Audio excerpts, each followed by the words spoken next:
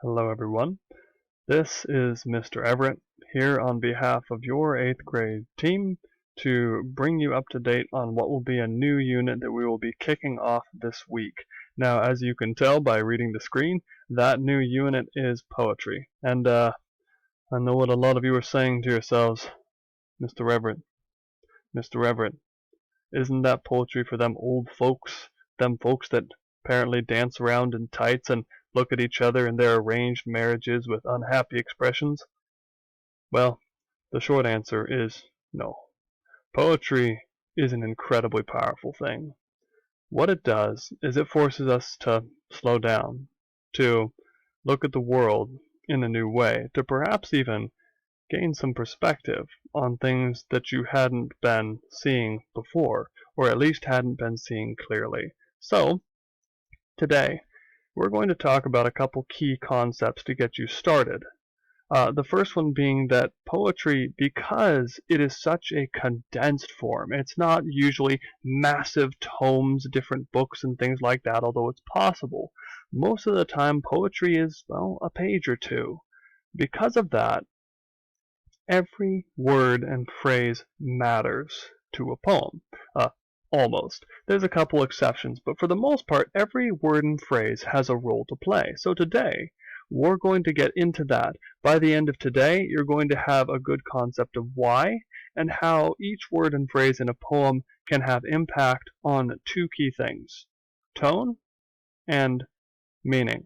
Now, when I'm talking about tone, just as a quick review, tone is the writer's attitude towards the subject or audience. So if you take this lovely writer over here on the right, if this guy is inexplicably angry and he's writing furiously about, say, that painting behind him, let's say it was done by someone else and he hates it, he might be saying, "This is the worst painting I have ever received. They don't even understand the proportions of basic animals." And you could read that and say, "Oh, okay. The writer's attitude appears pretty angry." So tone is what is the writer's attitude. The second, well, meaning is, that's pretty clear. Meaning is just what is the point or the message of the writing, of the poem, or it could be something else too. What are they trying to get across? So again, every word and phrase matters because it can impact the tone or it can impact the meaning. Now, that means that normal words impact meaning and tone. And that's because they bring along this really cool concept called connotation. Now, what connotation essentially is it is the feeling that a word brings up in addition to its literal meaning. Let's just give you some examples here. First, say you have a group of students. You can call them talkative. Yeah, seems pretty normal. Chatty, reasonable. If you call them gushy, well, it doesn't quite feel as positive, does it? If I say, "Oh no, these students are rambling," or "this student is rambling," okay, it feels kind of more insulting. It doesn't bring along a particularly positive vibe, connotation. And if I say, "Oh, they're just long-winded," a negative connotation. Words bring these along like luggage. Let's check. If you have a professor or a teacher, you hear, "Yeah, he's pretty stern." Well, okay, doesn't sound too bad.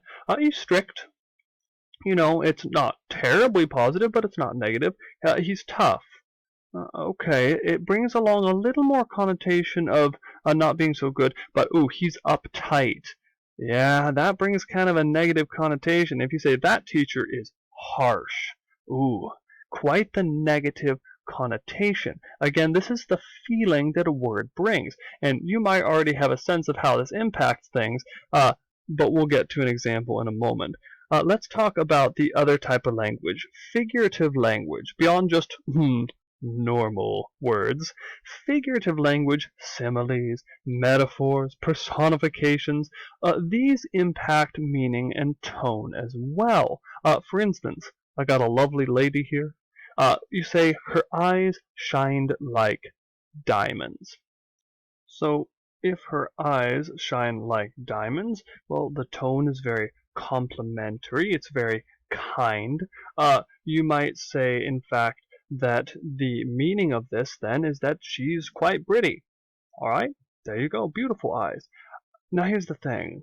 If you say her eyes shined like broken glass, ooh, immediately broken glass. Well, oh, it's broken, and that's not good.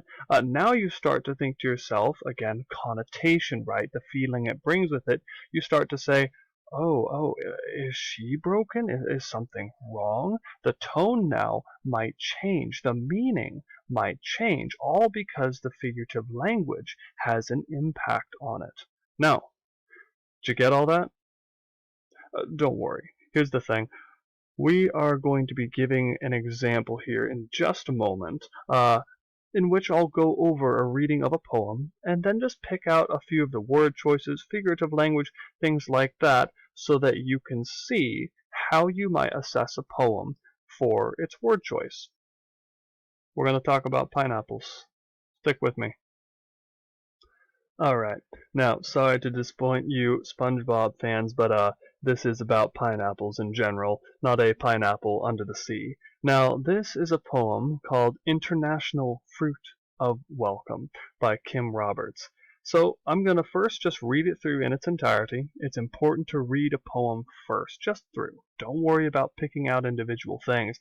Then we'll quick talk about tone, we'll talk about connotation, everything else. So, a pineapple is the perfect gift to bring to a blind date. A pineapple is like a blind date, spiky and armored at first, with the hope of sweetness inside. A pineapple is the perfect housewarming gift. You don't have to wrap it. It doesn't spill inside your car. It comes in its own house. A pineapple is the perfect birthday gift. You might prefer a coconut, that planet molten at the core, but the pineapple has a better hairdo, better wardrobe. It never goes out of style. Think of all those historic houses with pineapple bolsters, pineapple finials, pineapples carved above lintels. Such a sophisticated fruit. Every sailor wants one. So, first of all, you might be saying, Everett, you tricked me. I thought you were going to give me some serious poem about life or death. But remember, poetry is about seeing things in a new light, gaining a new perspective. It's not always going to be crazy, crazy serious. And in fact, that's a lot of what this one is about. So, let's take a look and see if I can highlight a couple things here. First of all, this little mess down here, always feel free. If you're confused about words, yeah, please do, look them up. Like these things, bolsters, finials. Essentially, it's just saying that for some reason, in a bunch of old historic houses, people were carving pineapples into everything. So let's get into what this thing's about and then some of the word choices. Let's start with this right here. A pineapple is the perfect gift to bring to a blind date. Immediate connotation, right? Perfect is good. Oh, it's positive thing. And then let's go down. The perfect housewarming gift. This person, the writer, is using perfect multiple times. This sounds very positive then, in terms of connotation, in terms of tone. And if you're looking at this and saying, Everett, this seems just kind of silly, I think you're pretty close to having the tone down. This is a more goofy, a more humorous tone. How do we know? Well, let's look at down here. Figurative language. Pineapple has a better hairdo. A little metaphorical there.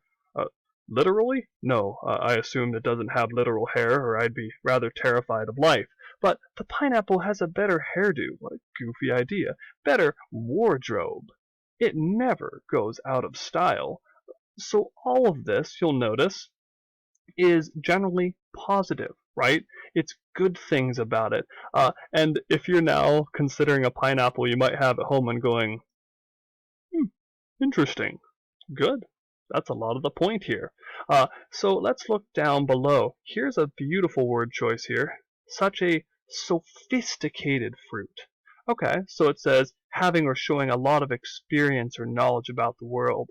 Again, connotation. Sophisticated is saying, yeah, this thing is good. This thing is excellent. It's like it's knowledgeable. It understands the world. So, all of these word choices are not accidental.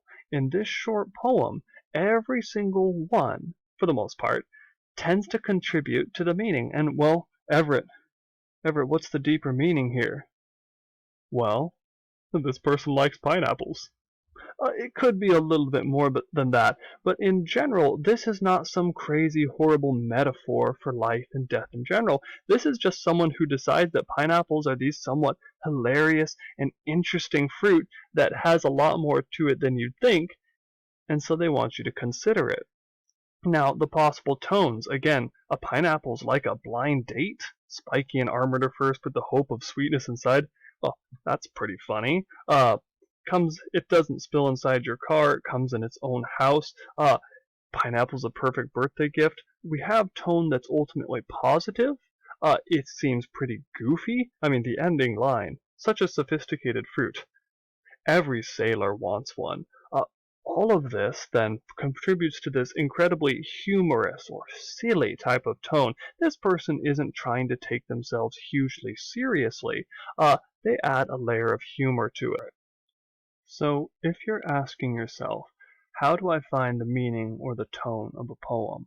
Well, start with the words. Look at the individual word choices or figurative language where it's something, oh, pineapple's like a blind date, and ask yourself, well, how does it seem like the author feels about what they're talking about? Ask yourself, are these words more positive? Are they more negative? And you'll find yourself arriving at the tone pretty quickly. At the meaning as well, in terms of, well, what are they simply saying here?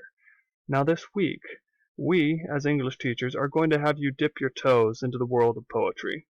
We'll have a variety of poems that you can consider, and you'll also have an assignment based on starting to look at word choice, looking at connotations, looking at how it impacts tone and meaning of a poem. So do be prepared for that on this week's set of assignments. Beyond that, you can look forward to more of these types of mini lessons in the future, whether from me or other teachers. And of course, if you have questions, feel free to ask, email, that sort of thing. We'll make sure we get back to you ASAP.